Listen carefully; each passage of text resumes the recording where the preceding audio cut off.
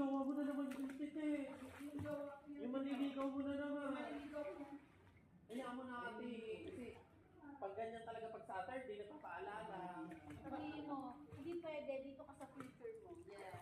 Oo. Sabihin mo kamo, nandito ang iyong future na ang tatawag, apo ba? O anak? Sarap din ang tubig, ano, yung... Masarap na pag nababad ka na. Wala nga rin yung tubig. Ito, magandang tanong. Mark, payag ka bang maging